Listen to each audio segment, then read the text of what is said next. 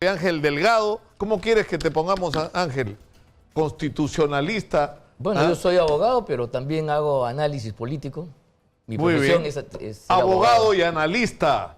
Antes tenemos listo el video porque es increíble lo que ha pasado. Es como que, es decir, hay gente que quisiera volver al pasado, ¿no? Ajá. O sea, yo tengo la impresión de que Daniel Urresti quiere ser una especie de general Odría. Podría. Él quiere ser el Odría del siglo XXI. Ajá. Bueno, Antauro Humala quiere ser el Velasco del siglo XXI también y acaba de lanzar desde la cárcel su candidatura. Este es el video que está circulando desde hace unos minutos. ¿Por qué los peruanos le decimos sí a Antauro Humala? Porque queremos que se impulse el trabajo y la generación de capital. Antauro sí. Porque queremos la priorización de la producción nacional. Antauro sí. Que se restaure la Constitución del 79 y dar una pena ejemplar a los corruptos, ladrones, violadores y todos los que atenten contra los valores del Estado y los peruanos. Antauro sí. Porque queremos que el Perú sea de todos los peruanos y regrese todo lo que se vendió y se concesionó corruptamente por los presidelincuentes. Antauro sí. Porque queremos trabajo para los peruanos. Antauro sí. Porque queremos libre tránsito en nuestro país, sin peajes donados a la corrupción. Antauro sí. Queremos que vuelva el servicio militar obligatorio como base y formación para nuestra juventud. Antauro sí. Porque queremos que se impulse la producción minero-energética. Antauro sí. Y queremos la reactivación del agro y la ganadería nativos. Antauro sí. Por eso le decimos sí a Antauro Humala, porque los peruanos queremos un Perú para todos los peruanos. Antauro Humala, presidente 2021. Antauro sí. Reclama Antauro amigo.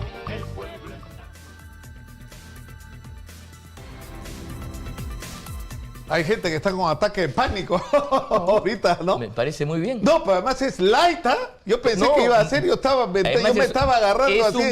¿En qué momento Antauro empieza a disparar con metralleta? Sensato, bien dicho y agarrando temas sustantivos. Bueno, yo discuto que sea sensato. Yo creo que Ollanta Humala representa... Para Julio, para lo que podrías esperar, porque la imagen de Antauro... No, está muy bien. O sea, yo me acuerdo, y no me va a dejar mentir Antauro, que una vez hay una racionalidad política ahí. ¿No? Obvio, fascista. Esa es la racionalidad política de Antauro Humala. O sea, está claro, porque lo he dicho varias veces. No es porque discrepemos con la pena de muerte o cosas por el estilo, sino que su estilo, su manera de trabajar, su forma de concebir la sociedad como una sociedad militarizada, él quiere una especie de regreso al imperio de los incas sin incas. Y lo que sí refleja es un sentimiento de una parte de la población que no quiere solamente la protesta eventual, sino que está contra el sistema. Y esa es la discusión de fondo. ¿Qué cosa queremos para el Perú? ¿Queremos un gobierno al estilo que lo puede hacer Humala? Claro, pero date cuenta, Julio, de que esto, o sea, el que aparezca una opción tan radical como la de Antauro Humala, ¿no es cierto? Que ya, olvídate, que Verónica Mendoza, que era así el demonio. Verónica Mendoza es un chancay de 20, es el establishment. Claro, un antisistema, pero yo pregunto, en esta situación de desorden que hay entre los partidos políticos, de crisis política en el país, evidentemente van a surgir alternativas. Te abre el espacio para alternativas como esta. Escucha, pero que ya se manifestó. No, sí. Voy a ser autocrítico. Sí. Habla nomás, porque me dicen que interrumpo a mis invitados. No, una sola cosa. Perdón, Julio. Discúlpame, Ángel, también. Yo creo que hay que estar claros en de qué estamos hablando. ¿Estamos hablando de una opción democrática o estamos hablando de una opción fascista? Y cuando digo fascista no me refiero a una opción cualquiera, me estoy refiriendo a una opción hecha en el Perú, made in Perú, con todas las fallas políticas que tiene todo lo que ha significado el movimiento de los Humala desde su comienzo. Mira, yo creo que esto es resultado del proceso de demolición política que estamos viviendo, de jugar a que se vayan todos.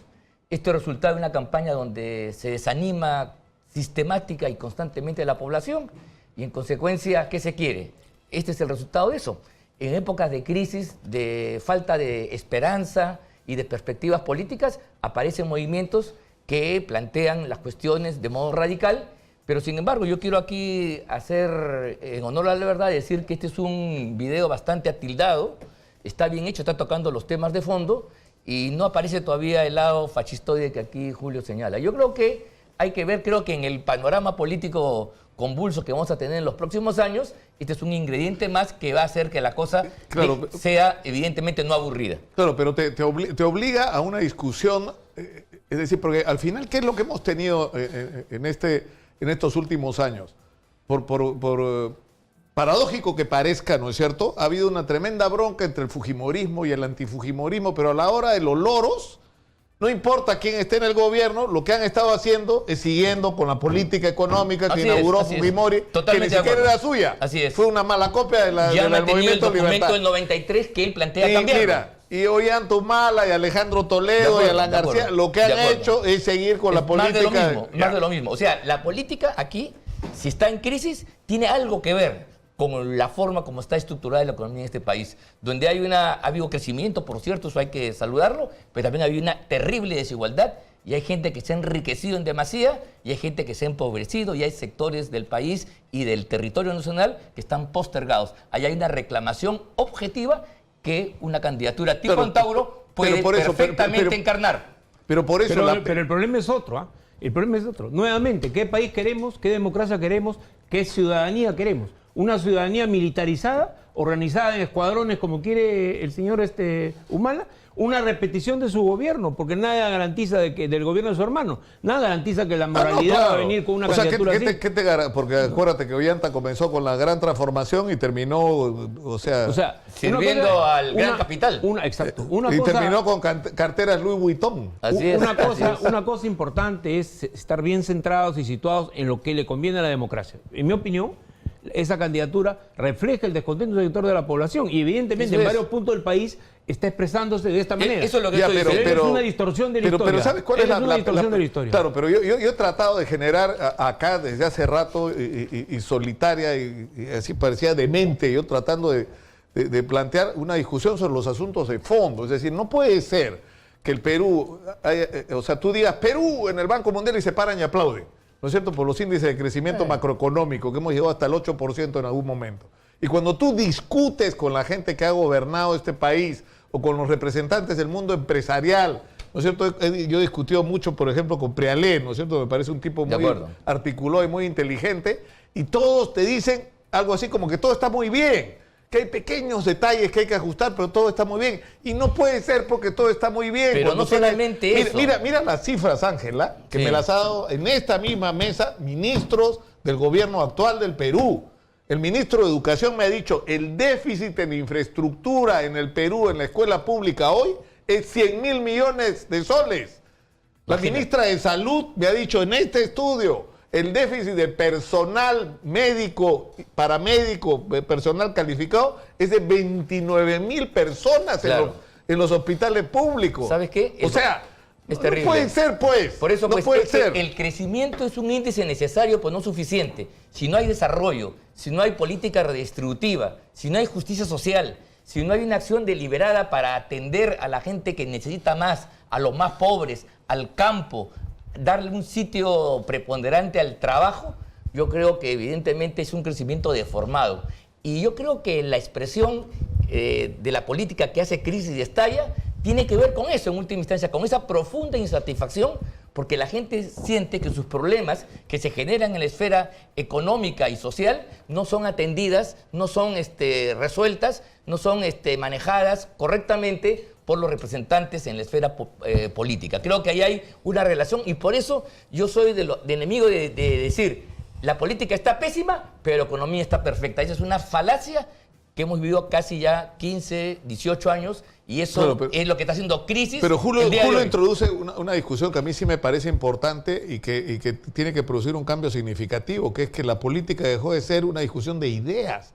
O sea, ¿qué país es el que queremos? Pero claro, pues, ¿Qué país es con el que soñamos? ¿Qué país es el que queremos construir? Y para lograr ese objetivo, ¿cómo diablos vamos a usar los recursos que tenemos para llegar a ese objetivo? El punto de partida de Humala, en este caso de Antauro, es un punto de partida rupturista. Por eso hay la simpatía de muchos sectores y algunos que se confunden con este discurso. Ese spot está bien hecho, sí, pero ese spot es algo paralelo al discurso que él se ha lanzado los últimos 5, 6, 7 años.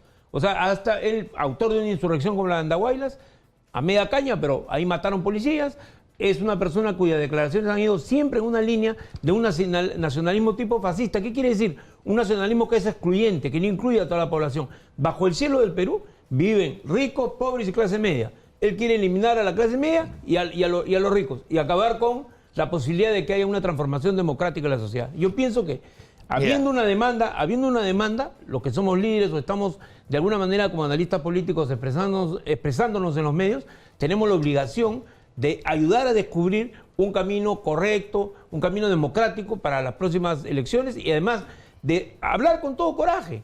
Yo tengo muy clara mi posición sobre este caso, porque creo que en el proyecto original de los Humala hubo un componente fascista que Antauro lo ha mantenido hasta ahora y que tiene origen en toda la trayectoria de ellos. El ¿no? problema está que, pudiendo ser cierto todo lo que tú señalas, ¿ya? El problema es que eso tiene un tipo de arraigo en la población y eso tiene que preocuparnos. Porque lo que yo pueda creer y tú, Julio, es nuestro punto de vista, de gente que tiene elaboración. Pero aquí el sentimiento popular, y si esta candidatura engancha con un sector de la población, y si es con el sector marginado, desplazado, que sufre injusticias, vamos a tener una cuestión que va a revelar esta crisis, esta descomposición. Y entonces, la crisis de la política ya no es la pelea entre fujimoristas y no fujimoristas, caviares contra no caviares, sino es la pelea de un sector que insurge porque se siente marginado en esta pelea. Ese es el tema de fondo. Y regresemos a lo que está pasando en la política, porque esto es como nadie sabe para quién trabaja. Así es. Se están matando entre fujimoristas y caviares y al final, ¿quién saca provecho de este descrédito generalizado de la clase política? Pero eso fue lo que pasó en Venezuela con Chávez. La pelea era muerte entre los ADECOS, Acción Democrática, y el social cristianismo, COPEI. Y por los medios entró Chávez. Bueno, yo tuve la oportunidad de conocerlo a Chávez en la cárcel, el año 1993. Me encontraba en Venezuela y era una persona que te impresionaba por su calidad humana. Un hombre muy caluroso, muy inteligente, que daba realmente la impresión de que iba a ser un excelente mandatario. Pero ocurre que en el sustrato de su pensamiento estaba viejo concepto de la izquierda comunista de Venezuela y una visión militarizada también de la sociedad. Chávez se desencadena como un problema a lo largo de su periodo gubernamental. Aunque él no gana por la izquierda, él ganó con el apoyo de muchas empresas que después han sido expropiadas y con parte del Partido Social Cristiano, incluyendo Rafael Caldera, padre de la democracia venezolana, ni más ni menos. Así es. Ahora, pero regresemos pues a nuestra triste realidad, ¿no es cierto? Ya, tenemos una primera discusión que es el tema de la ley Fujimori. ¿Por qué es la ley Fujimori, pues? ¿O no es la ley Fujimori? La ley esta que ha observado el presidente. Es una ley hecha para sacar a Fujimori de la cárcel, nada más. Yo creo, me preguntas a mí, no. Yo creo que es una pésima estrategia. Yo desde que la presentaron expresé mi punto de vista en contra. ¿Sabes por qué? Porque al margen de lo que se está diciendo acá, de su contenido, es una ley que ha tenido la virtud de desenfocar el tema de la población en la prisión de Fujimori, y eso que ha podido generar una movilización política, un rechazo, primero por el sentimentalismo de muchos sectores que creen que hay una injusticia ahí, pero además porque, como muchas personas creemos de que ahí se ha usado una jurisdicción que no corresponde a la ordinaria en vez de la jurisdicción constitucional, se han metido los fujimoristas a discutir una ley y ahora se discute si esa ley favorece a Vladimiro Montesinos, si tiene nombre propio, si ha destinado trámites. Yo creo que han tenido la gran virtud negativa de desenfocar el tema del problema principal, de luchar por la libertad de su líder, y ahora se enfrasca en una ley que además era a todas luces vista que iba a ser observada por el presidente. Aunque yo quiero decir que ellos caen en la trampa porque ahí hay un mensaje subliminal y discreto que dicen que si presentaban ese proyecto, el presidente la promulgaba y de esa manera se acababa el problema. Han caído en esa trampa. Bueno, pero el presidente dio señales en ese sentido. Por eso te digo, esa es una trampa, una vez más la ingenuidad del fujimorismo para poder plantear mal su estrategia y quedar pues como la pata de los caballos. Yo no creo que sea ingenuidad, creo que es malicia, porque sencillamente en relación con este problema hay que tomar en cuenta de que la situación de la ley tiene un punto que a mí me llamó la atención. ¿Por qué pone 65 años? ¿Por qué? Porque ahí incluyen a una serie de gente más. Sobre 70 es lo lógico. He visto alguna legislación del mundo y aparentemente a partir de los 70 años en muchos lugares sí hay esa excepción que plantea la ley, es que el detenido pueda llevar su vida en su casa con grillete electrónico. Entonces ahí hay un primer error en la visión de la ley. Es una ley que se generaliza a varios miles de personas, según tengo entendido, ¿no? Se pensó primero que eran como 800 y ahora los especialistas hablan de mucho más, ¿no? Que tiene que estar enfermo también, hay varias otras condiciones. ¿Qué era lo correcto en este caso? O sea, tú tienes a un expresidente que es una persona absolutamente controversial, ¿no es cierto?, que genera enconos y todo lo demás, pero que está enfermo, se supone, seriamente, y cuya permanencia en prisión podría significar un riesgo para su vida. ¿Cómo enfrentas ese problema? Mira, correctamente, el presidente convoca una junta médica, la junta médica le entrega un informe y si el informe concluye que su permanencia en prisión pone en riesgo su vida, entonces le da el indulto humanitario. Y si la comisión médica dice que no, entonces el presidente dice que no procede el indulto. Y se acabó la discusión. Esa es una pero vía. Pero esa es la manera correcta de hacer las cosas. La otra vía es usar la vía política. Mira tú, cuando se produce esta captura, causa una sensación fuerte en el país, hay un remesón. Yo estoy seguro que el propio presidente Vizcarra desconocía esto, es el ala más radical del caviarismo, el fundamentalismo, que lleva esto adelante. Y yo creo que aquí se advierten dos cosas. En primer lugar, hay un sentimiento de rechazo. Yo quiero recordar que cuando se da el indulto ya había una mayoría de la población a favor del indulto.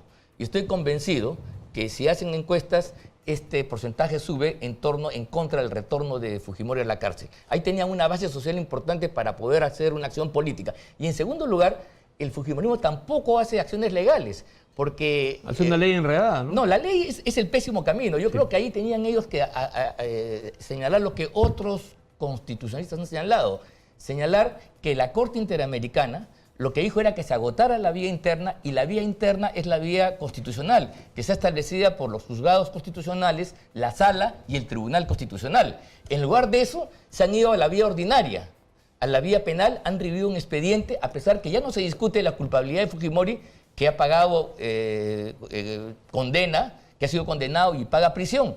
Y entonces se ha hecho la figura que todavía la ejecución está en trámite porque no ha pagado la reparación civil, y entonces en ese trámite, que es totalmente que está por debajo de la jurisdicción constitucional, que es un tema penal revivido a propósito, es que se dice que el indulto no procede porque está entorpeciendo la ejecución. Creo que ese camino... Yo no entiendo por qué no han hecho habeas corpus, otras medidas, desde el punto de vista legal. Claro, yo no soy los abogados de ellos. Y además, y en segundo lugar, la acción política de movilizar a la población en defensa de su líder. Pero todo parte de hacer las cosas incorrectamente. Y Porque el origen de este camino, conflicto, ¿cuál es? El señor estaba preso y le otorgan un indulto que debió ser otorgado como un gesto humanitario usando los procedimientos adecuados, se convirtió en una transacción. Yo te doy el indulto, tú me das los votos para que yo no sea vacado de la presidencia. Y eso es lo que deslegitima ese indulto. O sea, porque tuvo un origen oscuro, delictivo, tramposo. ¿no? Yo eso lo he señalado acá, lo he dicho públicamente. Sin embargo, creo que la voluntad presidencial de otorgarle es una prerrogativa incontestable, incondicionada, y tengo yo la sensación de que si eso se hubiera dicho, mira, sale Fujimori para garantizar la paz social, eso no tenía ningún tipo de cuestionamiento. Se han ido por la vía más complicada de probar la salud de Fujimori, y eso entonces es lo que permite. Porque mira tú, exactamente... El error de origen parece estar en el hecho de que se declara, en este caso se vuelve un tema en el cual se incluye el tema humanitario. Sí, yo creo cuando debe haber sido por voluntad expresa del presidente que saliera libre, ¿no? Él se hubiera dicho, mira, sale para garantizar la paz, la reconciliación, pero es como, exactamente como la amnistía con las FARC. La FARC puede haber sido lo que quieras, pero el argumento del presidente Santos fue, con esto acabamos una guerra de 35 años. ¿O ustedes quieren una guerra por 35 años más? Tenemos 4 minutos. ¿Podemos en 4 minutos resumir la posición de cada uno sobre el chavarricidio? ¿Sobre en qué va a terminar el tema Chávarri? O sea, ¿cuál es la solución al tema Chávarri finalmente? Pero para mí el tema está concluido. Yo he sido su abogado en toda esta etapa y yo me siento satisfecho. Particularmente hemos ganado. Yo rechazo la tesis del blindaje, porque cada vez que hay un fallo que no me gusta, digo blindaje. Yo también podría decir que lo que ha resuelto el Tribunal Constitucional en torno a la pena es blindaje. Yo creo que hay que ser moderado.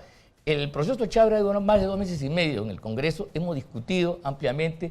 Hay toneladas de papeles, argumentos. Han dado opiniones gente de la talla de Domingo García Belaúnde, Francisco Morales y otra gente más. Hemos hecho nuestra defensa, hemos argumentado, hemos discutido en el Congreso, lo hemos discutido acá en los medios de comunicación. Y después hay un resultado que tiene que votarse. Hablar de blindaje es simplemente bastardear lo que es un proceso Julio está debido. reflexionando sobre la consecuencia de sus palabras. No. Yo creo que ya terminó para mí el tema Chávarri, ¿no? Yo creo que el tema Chávarri no ha terminado. Bueno, claro, hay unos que quieren insistir, pero déjalo. Como abogado ahora defensor, no soy yo, eres tú el que no deja hablar. Como abogado defensor de él, que ha sido, y está bien que lo digas públicamente, me parece honesto de tu parte, yo quiero decir lo siguiente. A mí me parece que el tema de Chávarri tiene que ver con la opinión pública. Es esa clase de temas que no son estrictamente legales ni constitucionales.